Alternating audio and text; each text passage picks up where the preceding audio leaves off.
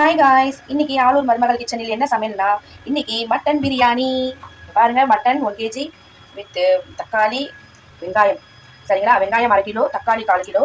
ஆமாம், இதுதாங்க அளவு மெஷர்மெண்ட்டு. இப்போ நான் என்ன ஊற்றிட்டேன், நான் ஆல்ரெடி வெங்காயம் போட போகிறேன்.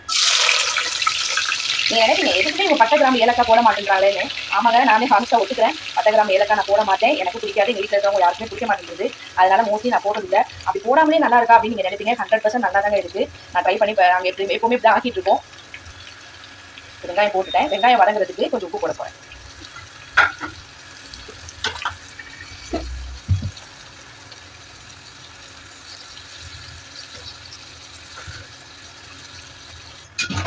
இங்கே பாருங்கள், இந்த ஸ்டேஜில் வந்து நான் கொஞ்சம் மிளகாத்தூள் கலந்துக்கிறேன்.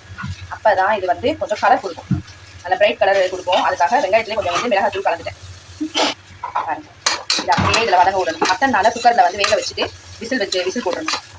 சரிங்களா, இன்னும் கொஞ்சம் வதங்கணும் வெங்காயம். இங்கே பாருங்கள், வெங்காயம் நல்லா வதங்கிடுச்சு. மிளகாத்தூள் போட்டு நல்லா வெங்காயம் வதங்கிடுச்சு. இப்போ இந்த ஸ்டேஜில் நான் தக்காளி சேர்க்க போகிறேன். தக்காளி எல்லாத்தையும் சேர்க்கிறேன். தக்காளி, புதினா, பச்சை மிளகாய்.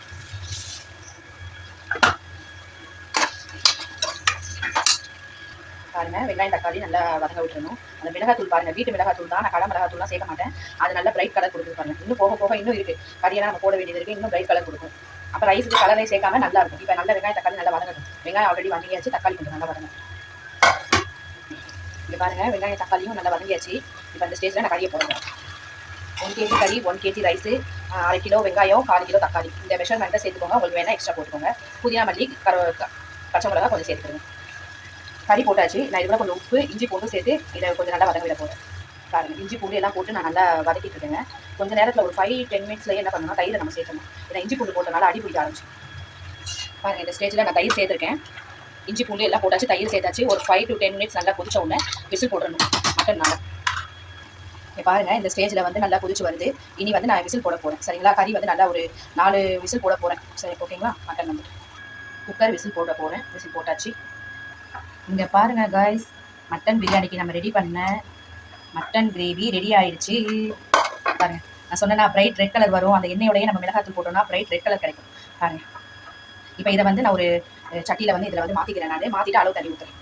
பாருங்கள், குக்கரில் இருந்ததை சட்டியில் ட்ரான்ஸ்ஃபர் பண்ணிட்டேன் நான். இப்போ வந்து 1 கிலோ அரிசிக்கு நீங்கள் எந்த அளவு பாத்திரம் எடுக்கிறீங்களோ அதுக்கு அதாவது 1 கிலோ அரிசிக்கு 1.5 இது தண்ணி நீங்கள் ஊற்றிக்கிடுங்க. சரிங்களா, இப்போ நான் வந்து தண்ணி ஊற்றிட்டு ரைஸ் போட போகிறேன்.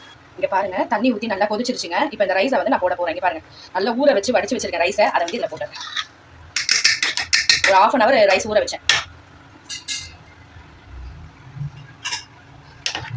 அவ்வளோதான். அப்படியே நம்ம நல்லா என்ன பண்ணணும், கிண்டி விட்டுட்டு அப்படியே கொஞ்சம் நல்லா கொதிச்சோன்னா நம்ம தம்மில் போடுறதுக்கு கரெக்டாக இருக்கும். இங்கே பாருங்க, நம்மளுடைய பிரியாணி ஆல்மோஸ்ட் கொஞ்சம் ரெடி ஆகிக்கிட்டே இருக்குங்க. கொஞ்சம் தண்ணி நிற்கிற ஸ்டேஜில் நான் என்ன பண்ணியிருக்கேன்னா, இங்கே பாருங்க, தோசை கல்லை போட்டு தம்மில் போட்டிருக்கேன். 10 மினிட்ஸ் ஹையில் வைங்க, 10 மினிட்ஸ் ஸ்லோவில் வைங்க, 10 மினிட்ஸ் அப்படியே ஆஃப் பண்ணிட்டு தம்மில் வைங்க.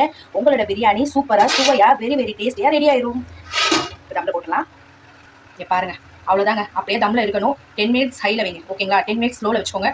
அப்படியே ஆஃப் பண்ணிட்டு 10 மினிட்ஸ் அப்படியே தம்மில் விட்டுட்டு 10 மினிட்ஸ் கழிச்சு ஓப்பன் பண்ணி பார்க்கலாம். இங்கே பாருங்கள் காய்ஸ், நம்ம பிரியாணி தம்மு போட்டிருந்தோம். இப்போ பிரியாணியை இப்போ தான் நான் ஓப்பன் பண்ணுறேன். வாவ், சூப்பராக வந்திருக்குங்க பிரியாணி.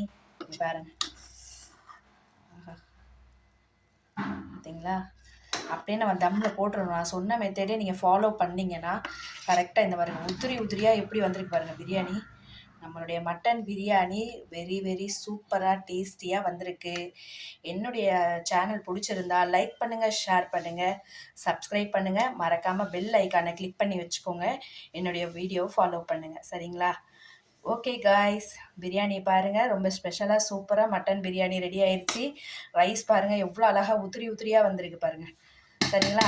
Bye guys.